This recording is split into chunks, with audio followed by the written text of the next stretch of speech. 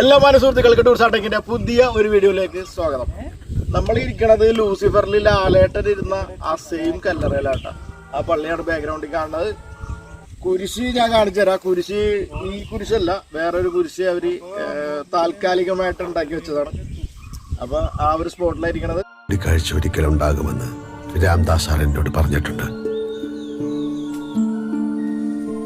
ഇതിനായി അന്നേ കരുതി വെച്ച ഇടമാണ് ഈ പള്ളി, ഈ ശ്മശാനം. ലൂസിഫറിൽ ഈ പള്ളി ഭയങ്കര പഴക്കം ചെന്ന ഒരു, അതായത് ആരും നോക്കാനും ഒന്നും ഇല്ലാണ്ട് ആകെ പൊളിഞ്ഞ ടൈപ്പ് ഒരു പള്ളിയായിട്ടാണ് ലൂസിഫറിൽ ഈ പള്ളി കാണിച്ചേക്കണം. ഇപ്പൊ ഈ കുറച്ചു കാലം മുമ്പും ഇവിടെ ഷൂട്ടിംഗ് നടക്കുന്നുണ്ടായി. അത് ലൂസിഫറിന്റെ രണ്ടാം ഭാഗമായ എമ്പുരാന് വേണ്ടിയുള്ള ഷൂട്ടിംഗ് ആണെന്നാണ് നാട്ടുകാർ പറഞ്ഞത്. അന്നേരം ഇത് പൊളിഞ്ഞിട്ടില്ല, ഓടൊക്കെ മാറ്റി പൊളിഞ്ഞ രീതിയിലും അവർ ഷൂട്ട് ചെയ്ത് അത് കഴിഞ്ഞ് നല്ലോണം പുതുക്കി പണിത് നല്ല ഭംഗിയാക്കിയിട്ട് പെയിൻ്റൊക്കെ ചെയ്ത് നല്ല നീറ്റാക്കിയിട്ടും ഷൂട്ട് നടത്തിയെന്ന് പറഞ്ഞ്. ആ സമയത്തൊന്നും ഇങ്ങോട്ട് നാട്ടുകാർക്ക് പോലും പ്രവേശനം ഉണ്ടായിരുന്നില്ല.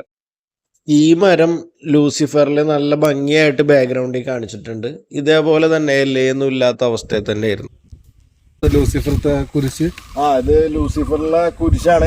ലാലേട്ടൻ അവിടെ ഇരിക്കുമ്പോ ഒരു കുഴിമാടെ അതൊക്കെ സെറ്റ് ചെയ്താന്ന് തോന്നുന്നു. അപ്പൊ അതിൻ്റെ അകത്തുള്ള കുരിശാണിത്. കുരിശ് തെർമക്കോള് ചെയ്തേക്കണേ, കോൺക്രീറ്റ് നമ്മളെ പറ്റിച്ചതാണ്. ഞങ്ങൾ കണ്ടെടുക്കുകയായിരുന്നു. ചേട്ടാ കല്ലറേതാ? കല്ലറ അവരുണ്ടാക്കിയാന്ന് തോന്നുന്നു. ഇതൊരുപാട് കൊല്ലം പഴക്കമുള്ള പള്ളിയാണ് കേട്ടോ. ബ്രിട്ടീഷുകാരുടെ കാലം തുടങ്ങിയിട്ടുണ്ടെന്നാണ് പറയപ്പെടുന്നത്.